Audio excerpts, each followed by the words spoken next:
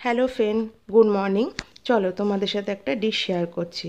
আমি প্রথমে একটা গোটা ডিম একটু হালকা করে ফ্রাই করে নিচ্ছি অল্প তেলেই। তারপরে দেখো ওই তেলেই আমি দুটো শুকনো লঙ্কা ফোড়ন দিয়ে দিলাম। তারপরে কেটে রাখা কিছু পেঁয়াজ আর লঙ্কা কুচি আমি একটু দিয়ে একটু ভেজে নেবো, হালকা ফ্রাই করে নেব। তারপরে যখন আমার পেঁয়াজ আর লঙ্কাটা ভাজা হয়ে যাবে তখন আমি কিছুটা আলু এর সাথে অ্যাড করব, কেটে রাখা আলু। এই দেখো, আলু যেরকম আমরা আলু ভাজি ঠিক ওরকমই, বা তোমরা ডুমো ডুমো করেও দিতে পারো, এতে কোনো শেপের ব্যাপার নেই। তোমরা পারলে একটু হচ্ছে গাজর ক্যাপসিকামও এতে অ্যাড করতে পারো। বাচ্চারা কী বলো তো, সবজি তো এমনি খায় না, এরকম নানা রকম কিছু পদ আমরা যদি করে তৈরি করে ওদের খাওয়াই তাহলে কিন্তু ওরা খুব ভালোবাসে। আর কি বলো তো, সবসময় তো সবার হয় না যে আজকে একটু শরীরটা ভালো নেই বা সময় খুব কম, তখন আমরা কি করব, তাই সহজে এই রকম ডিশ তোমরা তৈরি করতে পারো।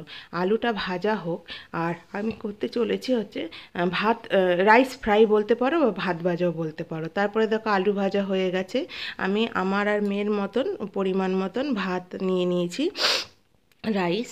যেহেতু বাবা মা রাতে রুটি খায় তাই নিজেদের দুজনের মতনই করে, এই দেখো মেয়ে এই মানে এই রাইসটা না খুব ভালোবাসে খেতে। ও যেহেতু পোলাও আর ফ্রাইড রাইস পছন্দ করে না। তারপর আমি একটু ব্ল্যাক পাউডার আর একটু চাট মশলা অ্যাড করে একটু নাড়িয়ে নেব।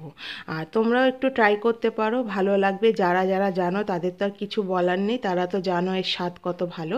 আর যারা এখনও ট্রাই করেনি করতে পারো। তারপরে ভেজে রাখা বাদাম, ডিম ভাজি আর একটু কারি পাতা আমি আগে ভেজে নিয়েছি। তোমরা অনেকেই বলে যে কারি পাতা সব কিছুতে, দেখো কারি পাতা খুব ভালো পেটের জন্য, তো খুবই ভালো কারি পাতা, ঠান্ডা। তোমরা যদি কারি পাতা না থাকে তেজপাতাও দিতে পারো, কিন্তু এখন তো কারি পাতা পাওয়া যায়। তারপরে একটু নামানোর আগে আমি একটু চিনি অ্যাড করে দিয়েছি, হালকা করে দেবে, নালে কি বলো তো বেশি দিলে মিষ্টি মিষ্টি হয়ে যাবে, ভালো লাগবে না খেতে। আমার হয়ে গেছে, যেহেতু এক হাতে ক্যামেরা ধরছি আর হচ্ছে ভিডিও করছি তাই একটু অসুবিধা হচ্ছে। এই দেখো ঠিক পোলাওয়ের মতন কিন্তু হয়েছে। চ্যানেলটাকে একটু সাবস্ক্রাইব করে দিও, লাইক শেয়ার কমেন্ট করতে ভুলো না।